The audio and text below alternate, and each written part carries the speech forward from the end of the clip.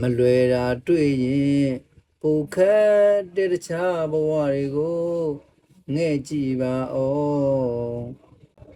ဒီနေ့ဆရာပေးထားတဲ့ခေါင်းစဉ်လေးကပိုခက်တဲ့တခြားဘဝတွေကိုငဲ့ကြည့်ပါဦးတဲ့ကျွန်တော်တို့ပတ်ဝန်းကျင်မှာကျွန်တော်တို့နဲ့ရွယ်တူဒန်းတူအရွယ်တွေကကိုယ့်ထက်ပိုပြီးအောင်မြင်နေတာတွေကိုယ့်ထက်ပိုပြီးချမ်းသာနေတာတွေကိုယ့်ထက်ပိုပြီးတော့အဆင်ပြေနေတာတွေတွေ့တဲ့အခါကျရင်ငါကြတော့ဘာမှအဆင်မပြေပါလားငါကြတော့လောက်တောင်ခက်ခဲနေရလားဆိုပြီးတော့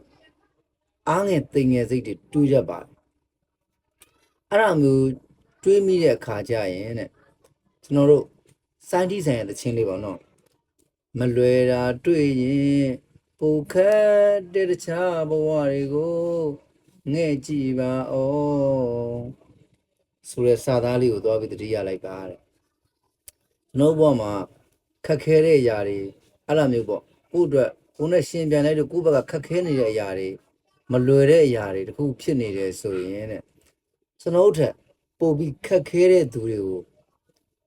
လှမ်းကြည့်လိုက်ပါတဲ့ဥပမာကျွန်တော်တို့ကဆိုင်ငယ်လေးစီးနိုင်နေဆိုရင်ဆိုင်ငယ်စီးနိုင်မှုကိုမနှဲကြိုးစားနေရလူတွေအများကြီးပါ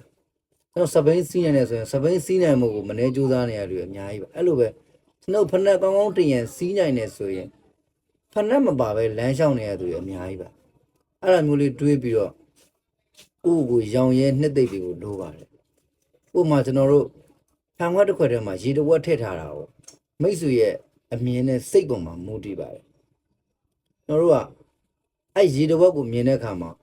ဖန်ခွက်ထဲမှာရေတဝက်ပဲရှိတာပါလားလို့တွေးရအတွင်းနဲ့ငါဖန်ခွက်ထဲမှာရေတဝက်ကြီးများတော့ရှိတာပါလားဆိုရတွေးရအတွေ့အမတူပါဘူးအဲ့တွေးနှစ်ခုမှာပထမအတွေးအမြင်ကကိုယ့်ကိုစိတ်ဆင်းရဲအားငယ်တယ်လို့မျိုးပဲဒုတိယအတွေးရကြကိုယ့်ကိုအားတက်ပျော်ရွှင်စေပါတယ်အဲကြောင့်မလို့ကျွန်တော်တို့အနေနဲ့အဲ့လိုကိုယ့်အတွက်ခက်ခဲတဲ့အရာတွေတွေ့လာခဲ့ပြီဆိုရင်ကိုယ့်ထက်ပိုပြီးခက်ခဲနေတဲ့သူတွေကို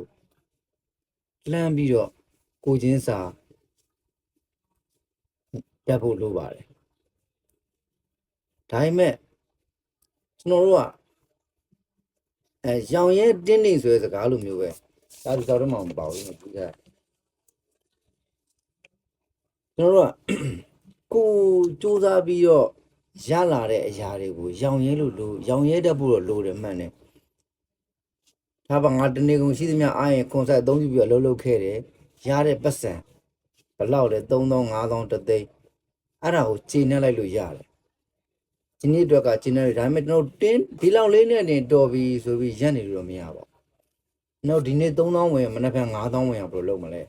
ဒီနေ့5000ဝင်မနေ့ကတသိန်းဝင်အောင်ဘယ်လိုလုပ်မလဲတော့အမြဲတမ်းပဲစူးစမ်းနေဖို့တော့လိုပါတယ်အဲ့လိုကျွန်တော်မြစ်တာစကားလေးပါလိုက်ချင်ပါတယ်အားလုံးအောင်မြင်ပရှင်တဲ့ဘောပိုင်ဆိုင်ကြပါစေ